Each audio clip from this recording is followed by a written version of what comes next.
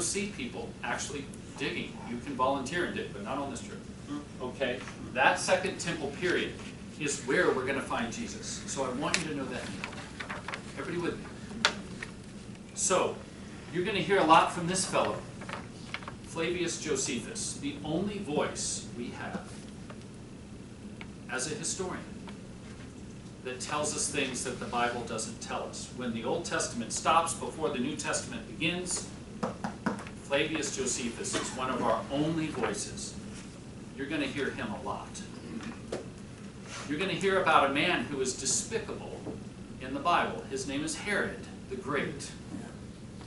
I would call him Herod the Great sociopath.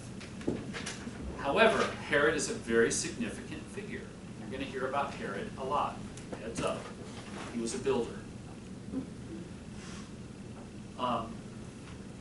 You're going to hear about one of my heroes, Egeria, the Spanish nun who made a pilgrimage in the early 4th century and traveled from Spain to Jerusalem, supported by her convent. And she kept a journal. And it's beautiful. She's a young woman who's overcome by her faith and her piety about all the worship that she saw. What's her name? Egeria. Egeria. E-G-E-R-I-A. So I want to get you used to these names that take us to this period of time. Egeria is not in the Second Temple period, but she's writing about things that happened there. Is everybody with me? Yeah. This is why I did some research and I tried to find not big, thick books. I tried to find books like this. These 4 books seem to me, I have not read any of them, but I did a half-day search on Amazon and other places, and I found these books as digestible. Margie, you've taken a look. Kimberly, did you take a look at one of these? And one of them, yeah. And you've got one, and you're reading one, Part2 as well. Yeah. Yeah. Have you found them helpful? Have you found them digestible? Yeah. So these are here. I sent you these by email. Some people like to just go on the trip. Great. Some people like to have some guides before you go. Great. Okay? They're right here. You can take these, or order them, or both. Have you heard about, there's a gal who was the head of the Chicago Theological Seminary. She led many trips into Israel.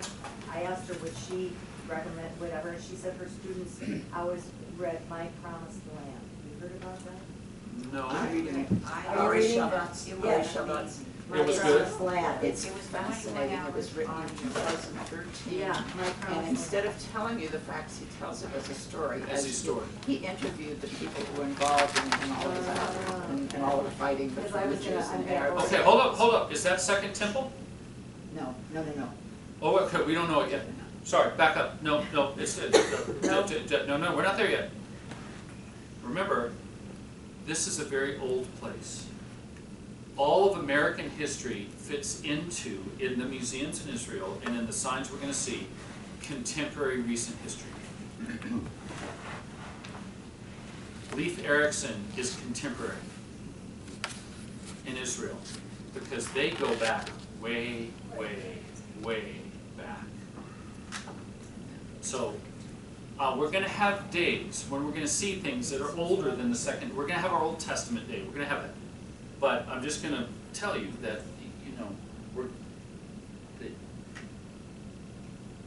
the Holy Land of Jesus is that Second Temple period. And we're going to do our level best to show it to you. Okay? There are books aplenty. I brought some. This one's one of my favorites. Is this being televised? For a simple person like myself, I like pictures.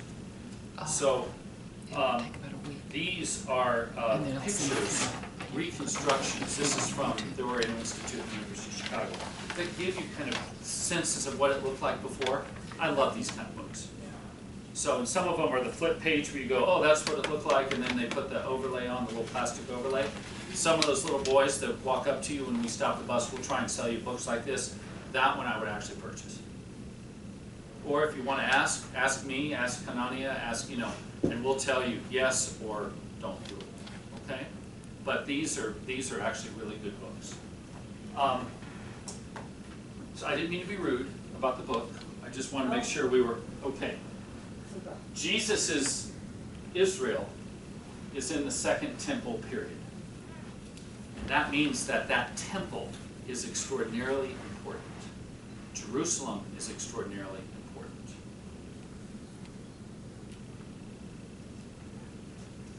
Let's go now down to today's Israel. Please tell me about this book. Okay, yeah, well, she just said that all of her students read My Promised Land, and you said you're reading it, yes. Is that right? And, yeah, Okay. so, And tell me about the book, please. I have not read it, Oh. I'm getting the book, I've read Well, present day. Okay, first, I'm only partway through, but what's unusual about it compared to the history of Israel that I read, a concise history, is that it's literally told as a story. He has interviewed the people who were fighting in all of the wars and everything since the founding of the state of Israel. And he has interviewed them and tells the story as if it's that person living at that time. So it's extremely readable. okay. Excellent. My Promised Land. Barb, Ari He Shabbat. starts stand up, Barb, so big. He starts when his grandfather immigrated to Israel from London. England. And it's just, yeah, it's just so real. It's definitely the best thing out there, and I've read several things. Which one is it? My Promised Promised Land. Land. My And Promised it Land. just, it goes, you know, it starts like in 1897 when so it's recent, you know. Yes. It's when his grandfather arrived there and goes through today. So it gives you a real perspective on it. His name is S-H-A-V-A-T. Ari Shabbat. Shabbat. And another one I read that I thought was really good, because I've read a bunch of stuff, I read, you know, Exodus, whatever, but I'm reading The Lemon Tree. Yes, that we have that. Yeah, that is really, It's over. Yeah. yeah. I can't read all these books. I don't read that much. So friends, this is a Jewish talit. It's a prayer shawl that's knit using the colors of the flag of the modern state of Israel. We are going to enter into a country called Israel. There was a debate about what to name it. There was a debate after World War II about where it would be. There was a very fierce war called the War of Independence. Americans were still in that beautiful post-World War II glow. Wow, there was a fierce war for independence in 1948. You might remember, you might read. This is a very complicated history.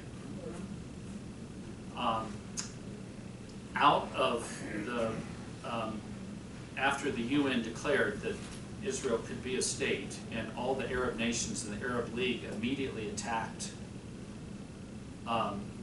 everyone who was Jewish, who then organized themselves into an army and proceeded to completely obliterate their Arab opponents and create this country. In 1948, something happened that had never happened to my knowledge before, which is a country that lost its sovereign status in the year 132 BC, or AD. Came to be a country again in 1948. The language you're going to hear, which is called Hebrew, modern Hebrew, is the only resurrected language in my knowledge in the world.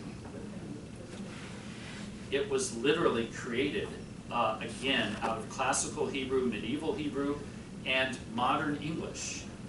The modern Hebrew word for radio is radio. So they have loan words, and you will hear loan words. It is a block script. It looks like this. Maybe you've seen it. It's read right to left, which is why, being left-handed, I always enjoyed Hebrew. It's the only thing I've ever written that didn't smudge my hands. I do not read or understand modern Hebrew very well at all, and I'm very rusty. Thank you very much, Parish Ministry. Very rusty in classical Hebrew. I can get some words and so forth. I want you to see what this looks like, because it's not just about knowing it, it's about feeling it. Does everybody understand what I'm saying? When we go to the Western Wall, you're going to see men, not ladies. Not ladies. Ladies, do not put this on if you buy one. You will be arrested and escorted off the premises. These are for men to pray in a very large section of the Western Wall. We can put on a kippah, a skull cap, this is my own, and a talit with zitzit. These are fringes that are mentioned in Scripture. They're knotted, so you can do prayers as you feel them. You will see the Jewish men with the nodding action. This is a physical manifestation of how they pray. Am I a citizen of the state of Israel? No. When I'm dressed like this over there, all right, not me, but do I look like someone that would be an Israeli citizen? Yeah. Okay. There are citizens and non-citizens in the modern state of Israel. Eretz Yisrael is what it's called. The main city, Yerushalayim. Can you hear it? Yerushalayim. Yerushalayim. Language is very important. You got to know who you're talking to. What time is it? Erev Tov. Erev Tov. Oh, come on. Good evening. Ma Shalom Ka. I'm doing very well, thank you. Thank you. Oh, I'm tired. I'm going to go to bed. Lila Tov. Good, that's Mary. Hello, Mary. Yes. Lila Tov, Miriam. Lila Tov, good night. I'm done. I'm tapping out. Boker Tov. Good getting up. Why are you telling me good morning? It's this late at night. Boker Tov. Would you like me to pour you a glass? Nam. Nam. Nam. Would you like to eat this fish? Lo. Lo. Lo. Could I serve you some coffee? Lo. Lo. Shalom. Peace. Hello. Goodbye. Ciao, ciao. Shalom. If they're Jewish, this is how you talk. They have names for everything in Hebrew. If we're with if we're in Israeli hotels, if we're with Israelis, Jewish Israelis, I will talk like that. I will greet like that, and you can greet like that too. Tuda. Tuda. Tuda Rabbah. You're very welcome. Thank you very much. Tuda Rabbah. Thank you very much. Don't you find when you travel that simple, simple things? You don't have to speak in 18 sentences. They actually really appreciate it. Definitions. That's a good idea. Okay. Tuda Rabbah. Thank you very much. Tuda. Shalom. Hello. Okay. Goodbye. Sure. Boker Tov. Good morning. Lila Tov. I'm out. Good night. Ma Shalom Ka. How are you? Tov. I'm well. Tov Ma'od. Very well so far. Everybody got it? This is the modern state of Israel, and its citizens, no matter where they come from, are citizens, Jewish citizens of the Jewish state. This is not a secular state. It is a secular state filled with many religious people. Now, there are some Jews who are totally secular. You know more about the Bible than they do, and they could give a rat's butt about it. The modern state of Israel was created by many people that were very secular. Because of the Holocaust, they were so scarred. Do not assume everybody in Israel who is Jewish is religious. Many, many people are not. People that wear this are. People that wear this don't have to be. Everybody with me? Do not assume they speak Hebrew, especially when we go to Galilee. Lots of secular folks in the Galilee. You know more about the Bible than they do. They could care less. Everybody with me? And they consider themselves Israeli. They are indeed Israeli. Yes. Okay. Father, can women go to the Wailing Wall? Excuse me, can women go to the Wailing Wall? Yes, women can go to the Wailing Wall. Do they have a head covering? I mean, what should we be prepared? So let's talk about that for a second, just in general. Oh, good gracious, we do have somebody here. That's so helpful. Okay. Mary can't go. Kimberly's right out. No, Mary can't go. You can't go either. Yes, you, Susan. Yes, Susan. Tonight. You can't go. Kari can go anywhere in the country. Not only because of Kari's personality, but would Kari stand up for a second, please, so she's seen on the video. Kari Brooks can. told me to wear this today. And Kari can go anywhere in the country. Why? She's covered. She's not only modest, she is very modest. She's extremely modest. Meaning, there's no neckline, her elbows and arms are covered, her whole body is covered. Okay? Kari can go in to a church. No. She can go to worship. She, What's the temperature You there? can be cut off. Wear a cutoff. it's pretty far down. But Pretty it's far. okay as long as you leave it. Pretty far down. So, when we are out in the Dead Sea, Masada, the Golani, you're beautiful. You're beautiful all the time, but you're beautiful there. Fine. If we go into a church, when we're in Jerusalem, Jerusalem is the Bible Belt. Very conservative. She's so young. Okay, Jewish and Palestinian. You could not, I would not suggest broadly that you walk around like that, or you Mary walk around like that, or whatever. Now, there are women that wear scarves, this ubiquitous scarf. I'm about to introduce you to one here in a second. That really can cover lots of things, so they put the scarf on and then they take it off the minute they're outside.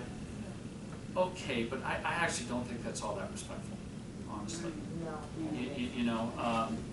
And Americans have a reputation of not being very respectful, and I would like us to be more respectful. So I'm wearing tonight, for instance, not jeans, but I am modest for a man. I could go anywhere, dressed like this. Brooks, you said men should wear shorts. So too, right? I wouldn't recommend jeans to travel with anyway.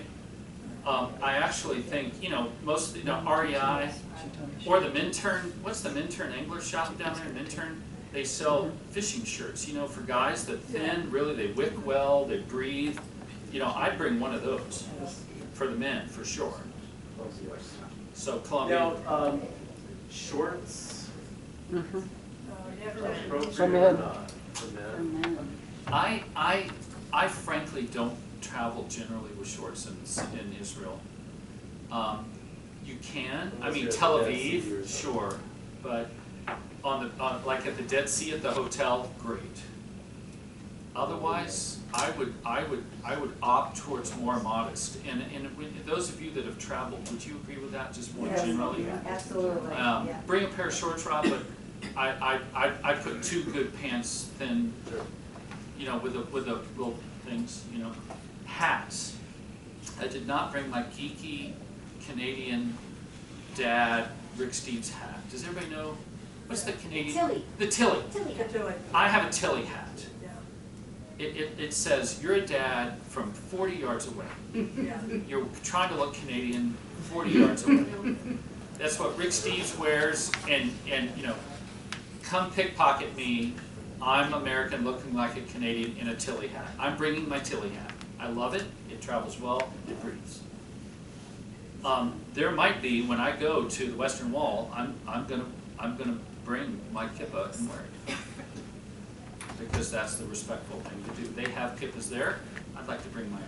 Is the sun and climate such that you really have to have a hat, or if you use heavy sunscreen, are you okay? No. I would bring a covering of, oh my gosh, yeah, I would bring, I would bring a covering, absolutely. The lighter skinned you are, the more Irish one looks. I'm not looking at anybody here. JP, I would have a hat covering, absolutely. For the men's easy. You can identify a man by what they wear hat-wise. Women a bit more difficult, but I would bring a hat. I tripped over something. What was it? Oh, shoot. I'll get back to it. So, Brooke, while you're thinking, part of the notes say that, because I have zip-off hiking shorts.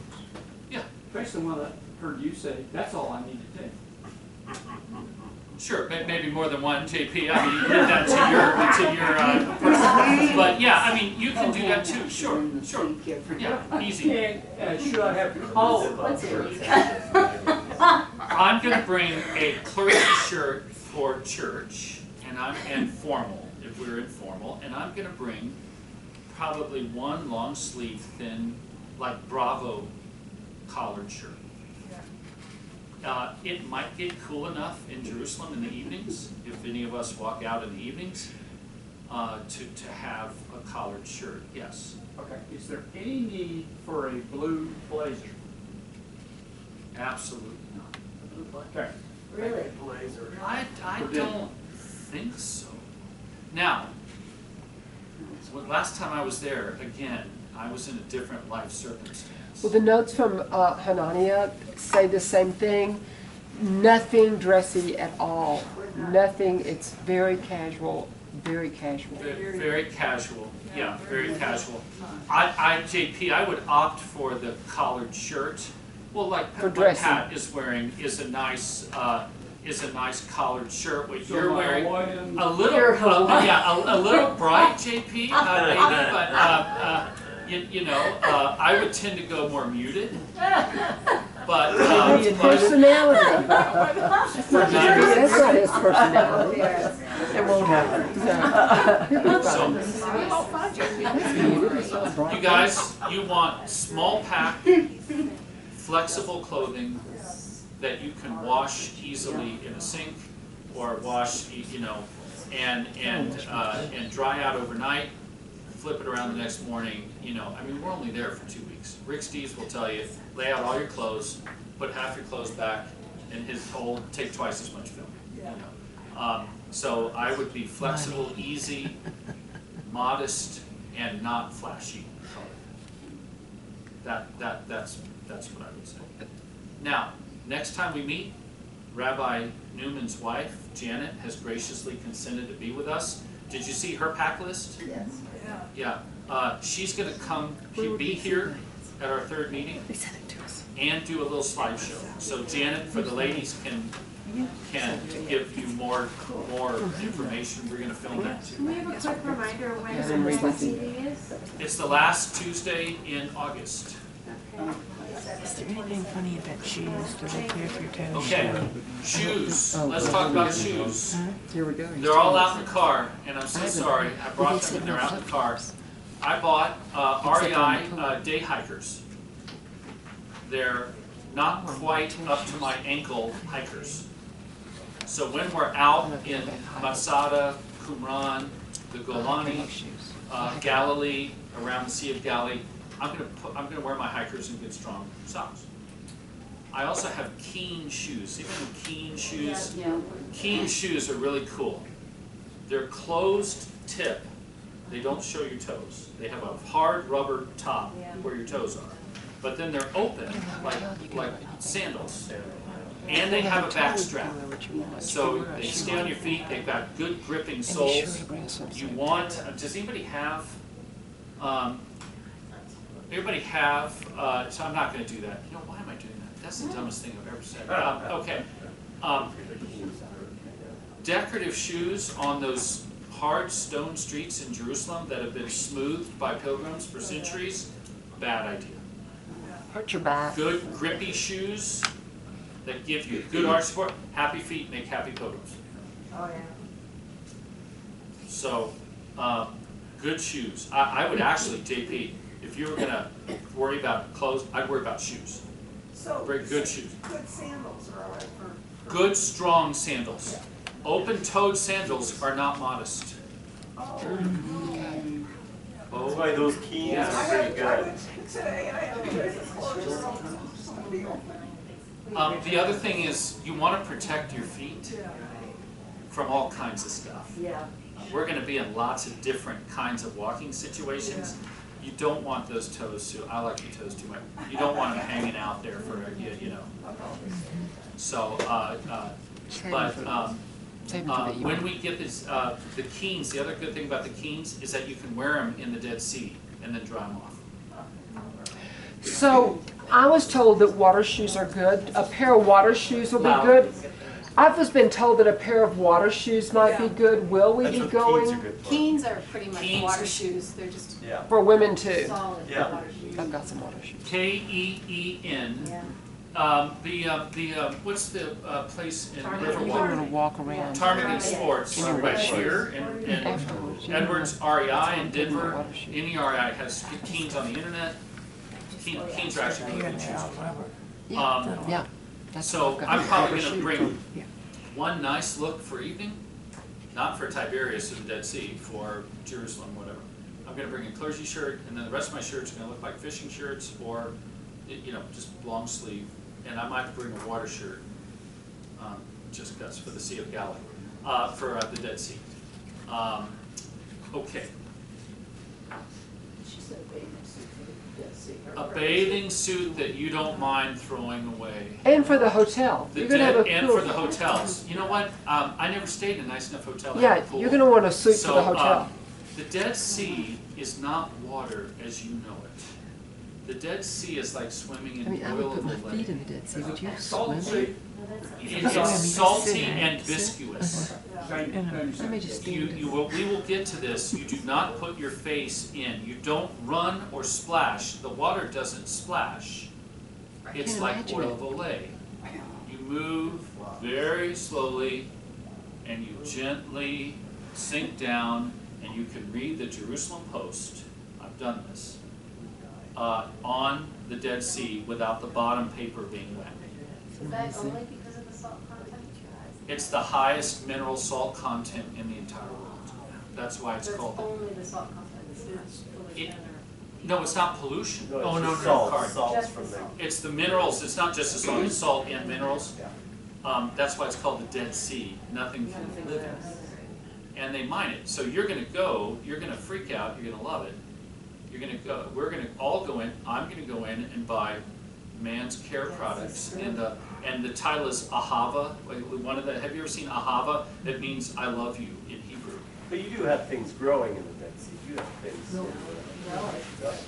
Wow, Dead Sea is pretty dead. As far as I know, as far as I know. There are algae or something, or amoebas. We'll find out. Anyway, No, I'm good. but mud and all that skincare, that's your tchotchke list for the Dead Sea, Ahava skincare products, all that is very expensive, very, very shishi. That's all comes from the Dead Sea because of the mineral content. Hey, let's take another look. You were gonna tell us about, yeah, that. So, Israel, Jerusalem, Israel, today's modern state of Israel. Some people look and talk like us. They're European Jews, and they're descended. Some are descended from African Sephardic Jews. They're all Jews, members, citizens. I'm going to take you back to an older me and how I met the modern state of Israel. So, and how I met the modern state of Israel was through the indigenous Anglican population, who are Palestinian. Palestinians know how to travel in hot weather. And after all these years, I will never forget how to wear this. So this is mine. This is what I wore almost every day, except in Jerusalem because it would be too provocative in Jerusalem. So there is a Palestine. There are national outlines to a country called Palestine. The word derives from the old Latin word Palestina, which was the region that Rome named this area, which is where the Arabic word Falastini comes from. Do you hear the old biblical name underneath the Arab Falastini? What is it? Philistines. Non-Jewish residents of this area. Yes, it goes back that far. The indigenous Christian population is Palestinian. There are Anglican Christians, Episcopalians like us, many of us, who are resident there, born and raised there. They go to seminary there. I schooled with them. I lived with them. I worked in the youth camps there. The Anglican Cathedral in St. George's College is an Anglican study center on the grounds of the cathedral on the Palestinian side of Jerusalem. For Palestinians, Jerusalem is not Jerusalem, El-Quds, or just Quds, the city. I was given this as a gift. This is younger me. Before seminary, during seminary. Does everybody see Jerusalem? This is Arabic script. It's not block, it's flowy. It also reads right to left. Has anybody seen Arabic script? I can't read it. The only words I know basically in Arabic, besides the ones I'm about to teach you, would curse you in a really nasty way, and I'm not going to do that. Here is their vision of a unified Palestine with Jerusalem, El-Quds, as the capital. This is their vision. And these are Episcopalian Christians and Muslims. We're going to go to this country as well. Can they be Israeli citizens? No. Yes. Absolutely yes. Not all, but many. If you're on the wrong side of the occupied territory, they are not. If you're on the Israeli side, you are. So if you're on the wrong side, you're, say, in Gaza or someplace, what is your freedom of movement as a Palestinian? Very restricted, which is the part of the conflict. I was given this book when I was over there before I went to seminary. Justice and Only Justice, a Palestinian Theology of Liberation. Naim Atik was the dean of the cathedral, of the Anglican Cathedral, St. George's, where we're going to worship. I taught his boy how to swim in the youth camp. So they borrowed a South American theological model of liberation and applied it to their situation. This is Kimberly, the work of the American Friends of the Diocese of Jerusalem. I want you to see me with this on because I'm going to bring this and I'm going to wear this. It's the most comfortable thing I have. I'm not making a political statement, but if someone comes after me, I'll be happy to explain myself. Younger me got a little exercised about these things. And if you hear younger me come out on this trip, there is a Semitic way to express oneself as a man. It is much louder, it's much more pointed, and it is much more gesticulating and very masculine and testosterone fueled. I will only do that if I deem it necessary. But if we get into any really interesting situation, and if I raise my voice, trust me, I'm still me. I'm still in here. Okay? I just, I have triggers too. Don't you? So, hopefully not. But anyway, we are going to a divided country. You need to know that. This is not the Israel of Jesus. The Israel of Jesus exists where? Down and back. However, there are stones and there are living stones. The living stones are the Christians and Jews and Muslims that still inhabit this land. We're going to touch the living stones twice on this trip. I put in the itinerary Christ Church Nazareth, the Anglican Church in Nazareth with a school, and St. George's Cathedral that we will worship in Arabic with the Book of Common Prayer. The cadence of the Nicene Creed and the Lord's Prayer is that you will end at exactly the same moment. And they know it. And we are representing the American Episcopal Church and Transfiguration when we go on this trip. Now I want to tell you, this is a horrible divide, not only in Israel, but also in the Episcopal Church today. Well, absolutely. There are some people, and I myself, when I was younger, totally identified with the Palestinians. Completely. Which is why I didn't share that critique of the modern state of Israel with you when I sent you that ancient document that I did years ago. I have moderated a lot living here because I have met some of the most wonderful Jewish people I have ever met here. And I have a deep, you know that, right? I have a deep connection with them. So as a Christian, I get to do that both. And it's hard. When we are in Palestinian areas, Bethlehem, parts of Nazareth, one of the hotels, do you notice we're staying in 2 hotels in Jerusalem? One is 5 inches from the Green Line in a Palestinian, very close. The other one is right in the center of Jewish Jerusalem. That's not by accident. Let's see. Salam. Salam. Salam alaikum. Peace be with you. What, Charlie? Thank you. That's really nice. That's really nice. You might hear me say this.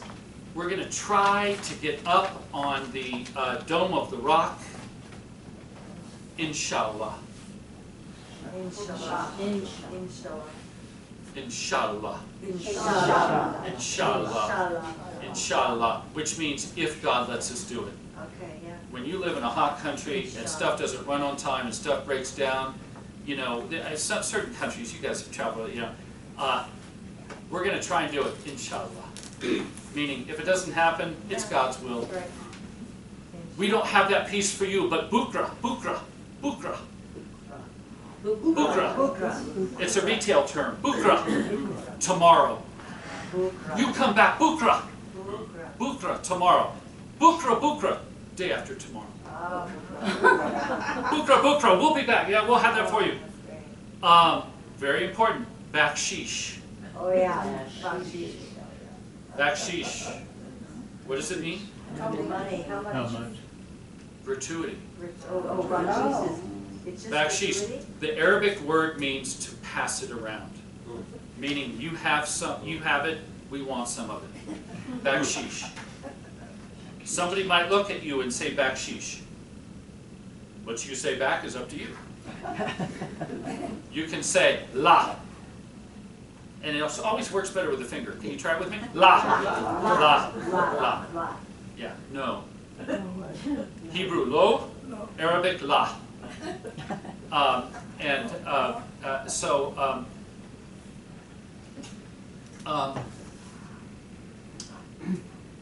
Inshallah, bukra, bakshish. Oh, shukran. Shukran. Shukran. You're welcome. You're welcome. Thank you. Shukran. Thank you. Shukran katir. Thank you very much. What's the response? Afwan. You're welcome. Afwan. Afwan. You're welcome. You will hear me use these words. one of my favorite expressions. Arabic has great expressions. Wahad is the word for one. Wahad Tanain Talati. There's an Arabic expression, wahad wahad. Can anybody tell me what it means? Mary Cotton knows what it means. Wahad wahad. Literally, what is it? What is it? One one. Or? Two. One at a time. One by one. So if we're all trying to crowd into the women's bathroom, I might say, Habibati, wahad wahad, ladies. One at a time. And so forth. That's where I lived in Jerusalem. Okay? I want to say this on the video so everybody knows.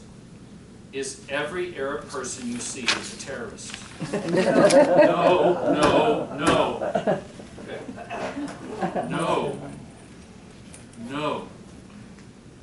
There are bad Arabs. There are also some of the most amazing people.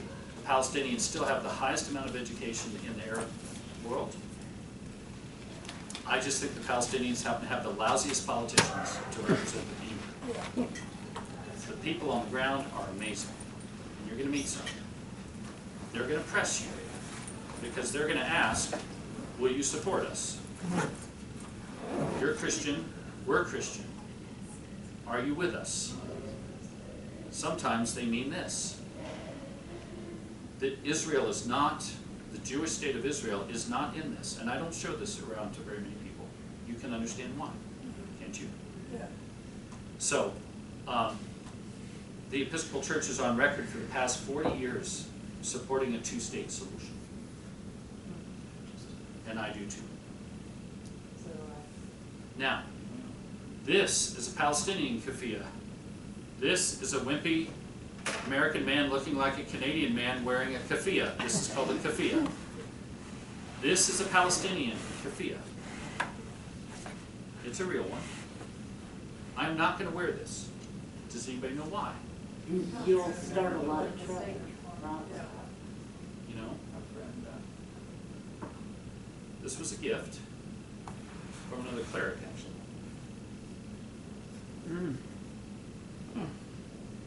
So these are, by the way, fantastic in the wilderness. You can do this. You can do, I mean, they really do work pretty well. Why would I not wear this? Political target. You don't want us to get bombed. Is this why we're going? Oh, gosh. Why are we going? Pilgrimage. Nothing political. I'm not going to make a statement like that. What you wear, how you talk, how we talk, how we act makes a statement. So how, with regard to the Muslim and Islam people, what's our, or are you going to explore that at all, or is there anything? We're going to see that. We're going to get around it. We've been asked, do we go up on the Temple Mount? Who asked me that last time? Was that, who was that asked, are we going up on the Temple Mount? Oh, I know who it was. It was, oh shoot, Melissa's husband. Oh, yeah. The Haram al-Sharif, the Dome of the Rock, the picture right here inside, see the book right here? We can go up on the dome if it's open. We can no longer go inside. I went inside, but no longer are Christians allowed inside, or non-Muslims. So we'll go up above the Western Wall onto the, we think, which we should. But, by the way, where's the second temple now in Jerusalem? Down, underneath what? Underneath the Dome of the Rock. World War III. So it's a touchy area, but we're going to try to get up on the dome. So Rob, we will see, you will hear the Mazain's call, you will hear the call to prayer 5 times a day. We'll hear it in Jerusalem, you can't not hear it. Cool. We will see Muslims frequently. Are Muslims citizens? Can they be citizens in the state of Israel? Yes. Hard, I guess. So we will see them. Are we going to tour a lot of mosques? No. We'll go by. But frankly, I think that's far touchier than it was when I lived there. So we want to be cautious and respectful. Why am I holding a lemon? It smells good. Don't take it. Because this is the most useful fruit, it's a fruit, right? A fruit, in the Middle East. When it smells bad, you can cut this lemon up, rub it under your nose, and you stop smelling bad. What does this do to hot water? Does anybody know? It refreshes the water, it cuts the heat of the water, and it helps it to go down. What's inside of this lemon that's helpful for pilgrims who travel? Vitamin C. Lemon has a ton So of first great you said don't uses. eat it. I often cut one up and just carry So we it. have to, where do we get them? August the hotel. What's your plan for the Western Wall? Let's go back to that for a second. I forgot to do this earlier. I received a letter from the rector. Margie saw it, I think. Kimberly, did you see this letter? I received a letter from the rector of the largest Episcopal church in the country, St. Martin's in Houston. He's a classmate of mine. He and his wife went to the Western Wall. They wrote a prayer note for my family and I, put it into the wall and took a picture. Oh, cool. I mean, it was one of the most moving things I've ever